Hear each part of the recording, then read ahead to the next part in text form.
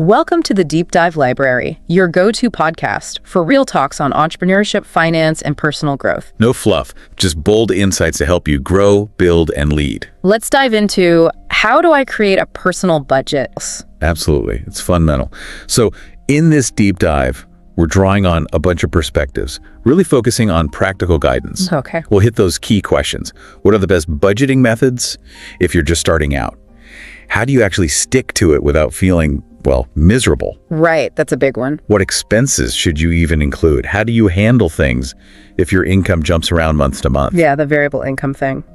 And finally, are there any apps or tools that can make this whole process, easier? Sounds good. Our mission then is really to equip you, the listener, with the knowledge to take control, right? But without making it feel overwhelming. Exactly. Financial control without the headache. Okay, so let's start at the beginning then. Why even bother? I mean, budgeting can feel like just another chore on the list. What's the real benefit? That's fair, but think of it like this. A budget is basically your financial command center. It's not just looking back at where money went. It's about directing where it's going to go. Yeah. It gives you the power, really, to make conscious choices that line up with what you actually want, moving from just reacting to being intentional. Intention. Okay, I like that. And I guess that intention, even if it first shows you some maybe uncomfortable truths about your spending, that's the first step, isn't it? Precisely. A good budget isn't about restriction. It's about responsible allocation. Instead of wondering where your money disappeared to. Which happens. Right. You're actively deciding, okay, this dollar goes here, that dollar goes there, and that proactive approach. It can seriously speed up paying down debt, which frees up money later. Which gets us closer to that breathing room everyone wants, being able to save more easily. Absolutely. Building that emergency fund, investing, or just having that security blanket. Yeah. Budgeting is fundamental for all of it. Yeah. It helps you spot those little leaks, things that seem small, but really add up and drain your potential. Yeah. Ultimately, it's a path to more financial independence, more control. Yeah. Okay, you've sold me. Taking control sounds good, but where do you start? There seem like a million different ways to actually do it. Yeah, it can seem that way. But for beginners, a few methods really stand out because they're simpler. One big one is budgeting to zero. Now, the name, it sounds a bit scary. Yeah, it does. Makes me think of having literally $0 left. Right. But that's not it at all. Yeah. It's actually proactive. It just means you give every single dollar you earn a specific job. A job. Yeah, whether that job is spending, saving, paying off debt. The point is, every dollar gets allocated. And the cool thing is, it's actually flexible. If something unexpected pops up, you just adjust the allocations. Okay, so it's not about having nothing left. It's about knowing exactly where everything's supposed to go. Intentional direction, like you said. Exactly. What about the 50-30-20 rule? Hear that one mentioned a lot. Yeah, that's another really popular framework. Simple concept. You take your after-tax income. Your take-home pay. Right, your take-home. Yeah. And you split it. 50% goes to your needs. That's rent or mortgage, transportation, essential groceries, utilities, minimum debt payments, the absolute must-haves. The non-negotiables. Precisely. Then 30% is for your wants. Eating out, hobbies, entertainment, subscriptions, the stuff that makes life enjoyable but isn't strictly necessary for survival. Okay. And the last 20%, that's aimed straight at savings and investments. And, super importantly, paying off debt beyond the minimums, building that future security. That's a clear split, easy to visualize. How does the 70-30 rule compare then? Sounds similar. It's even simpler, actually. With 70-30, you put 70% of your income towards all expenses, needs, and wants just lumped together. Oh, okay. Then 20% goes to investments or savings, and 10% is often earmarked for giving or tithing, though you could adjust that category. It's broader, it gives you more flexibility within that big 70% chunk. Interesting. And for people who maybe like dealing with physical money, there's the old school envelope system, right? Absolutely. Envelope budgeting. You literally take cash out for your different budget categories, groceries, gas, fund money, whatever. Put the cash in separate envelopes. Actual envelopes. Yep. And when the cash in an envelope is gone, it's gone. You can't spend any more in that category until the next month. Wow. It makes spending feel really tangible. You see the money leaving. Lots of people find it incredibly effective for sticking to limits. It definitely removes the abstract feel of just swiping a card. So with these different methods, zero-based, 5B30-20 envelopes, how does someone figure out which one is actually going to stick for them? That's the key question. And really, the best method is the one that lines up with your main financial goal right now. Are you laser focused on saving as much as possible? Is getting out of debt your absolute top priority? Or maybe you just want to get a handle on where all the money's going, day to day? Your biggest aim should really guide which system feels right. Makes sense. Yeah. Tailor it to the goal. Okay, so let's say you've picked a method. Now comes the hard part for a lot of us. Actually sticking to it without feeling totally deprived all the time. Yeah, that's the common struggle. But it doesn't have to feel like you're living in financial jail. There are strategies. Please share. Okay, one idea is to try a no-spend challenge. Just commit maybe for a week, maybe a month if you're ambitious, Whoa. to only spend money on absolute necessities, food, shelter, getting to work, nothing extra. It can be incredibly revealing about where your money usually drifts off to. I bet. That forces you to really think, is this a need or just a want? Exactly. Another really practical tip, do your grocery shopping online. Oh, interesting. Yeah, it cuts down massively on impulse buys. You make your list, you stick to the list, you check out. You're not wandering the aisles tempted by, the fancy cheese or the cookies on sale. True. The snack aisle gets me every time. Plus, you can often save your lists online, which makes it easier to be consistent week after week and maybe even spot price changes. Smart. What other little tricks or mindset shifts help avoid that restricted feeling? Well, really drilling down on the difference between luxuries and necessities. Be honest with yourself. Maybe cut back on the expensive meals out for a while. Okay. And watch the small stuff. That daily coffee, the vending machine snack. Yeah. It seems trivial, but man, it adds up over a month. Be mindful of those little drips. The infamous latte factor. Totally. And another big one. When you get a raise or a bonus, resist the urge to immediately upgrade your lifestyle to match. Lifestyle creep. Yeah, that's easy to fall into. It really is. Think about directing that extra money towards your goals, savings, investments, debt, instead of just creating new spending habits. Good point. It's about being intentional with increases, too. Definitely. And something that helps motivationally is keeping your why really clear. Why are you doing this budget? Remind yourself regularly to be debt-free, that amazing vacation. Connecting the budget to a tangible goal makes the small sacrifices feel worthwhile. Having that destination makes the journey easier. And you mentioned earlier that budgeting to zero has flexibility, right? That seems important for not feeling trapped. Yeah, absolutely.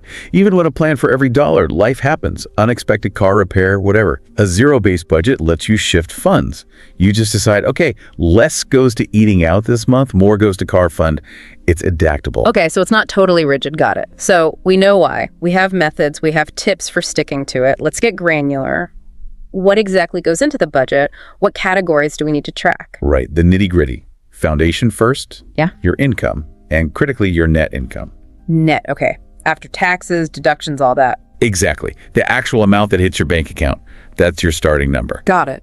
Then expenses. You can group these. First, necessities, sometimes called fixed and variable. Fixed are things like rent or mortgage, pretty much the same each month. Great.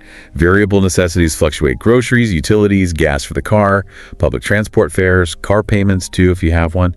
And definitely include minimum payments on debts like student loans or credit cards here. The essential stuff you have to pay. Correct. After necessities, you absolutely prioritize savings. Okay. This means building that emergency fund.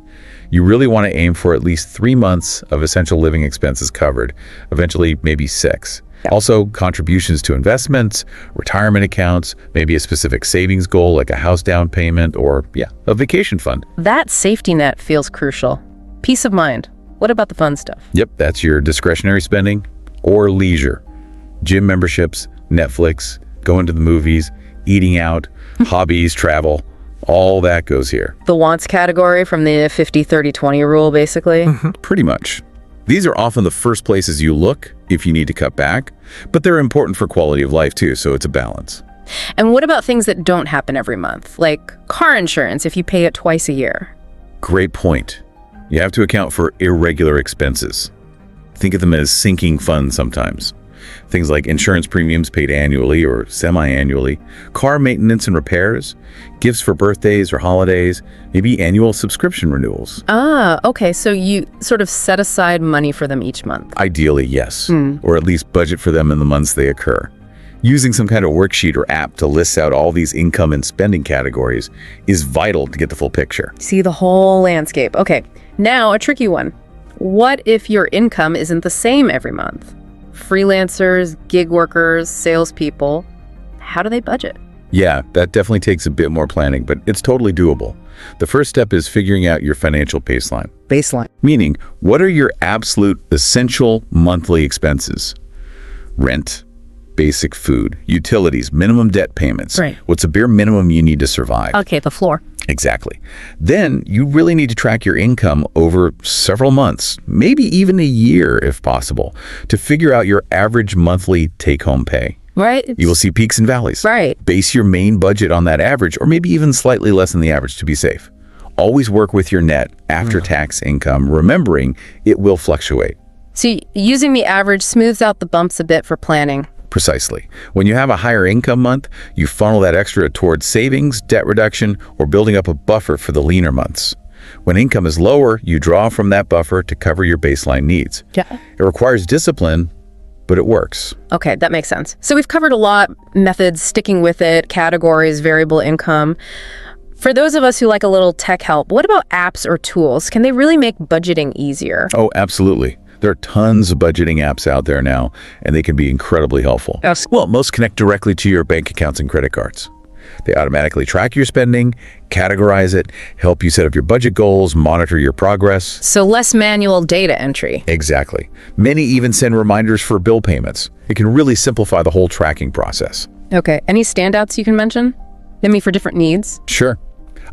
Like Credit Karma is free and good for just getting an overview, tracks your credit, your net worth, categorizes spending automatically. If you like the idea of envelope budgeting but want it digital, Good Budget is great. They have free and paid versions, even some courses. Digital envelopes, okay. For more comprehensive household finance management, Quick and Simplify is a popular paid option. YNB, that's you need a budget. A Budget is another well-regarded paid app, really focused on goal setting and giving every dollar a job, like that zero-based method. Pocket Card is good for seeing how much money is actually safe to spend after bills and savings goals are accounted for. They have free and paid tiers. Safe to spend. I like the sound of that. Right. Empower Personal Dashboard used to be. Personal Capital is excellent and free for tracking overall net worth and investments. Monarch Money is a newer paid one, often seen as a solid alternative if people are moving from other platforms. Oh, lots of options. And there's Every Dollar, which comes from the Dave Ramsey folks, very focused on debt payoff, has free and paid versions. And if you just want something super simple, like really basic tracking, Fudget is known for that. Free and paid options there too. Okay, that's quite a list. With so many choices, how do you pick the right one? What should people look for? Good question. A few key things to consider. First, cost. Is it free? Is there a subscription? And do the features justify the price for you? Second, the features themselves, do they match how you want to budget? Does it support the method you like? Right. Third, security is huge. Look for things like encryption, multi-factor authentication. You're linking financial accounts after all. Yeah. And finally, usability. Does the app feel intuitive? Is the design easy on the eyes? Honestly, the best app is the one you'll actually use consistently. If it's confusing or annoying, you'll just drop it. That makes total sense. Doesn't matter how fancy it is if you never open it. Exactly. Find one that clicks with you and makes managing your money feel less like a chore and more like, well, taking control. Getting a handle on your income and expenses, it really can be eye-opening, maybe a bit scary at first, but ultimately so empowering. It really is. By creating a budget that actually fits your goals, your life, you're taking a huge step towards financial well-being. Just remember, the key is finding that method that works for you, sticking with it as best you can, and, adjusting when life inevitably happens. Well said. And hey, if you found value here but haven't subscribed yet, why wait? Every subscriber fuels this channel to keep delivering the real game-changing content you need. Yeah, absolutely. Hit like, drop a comment, let us know what you think, and subscribe. NAW. Don't miss out on the next deep dive that could change everything for you.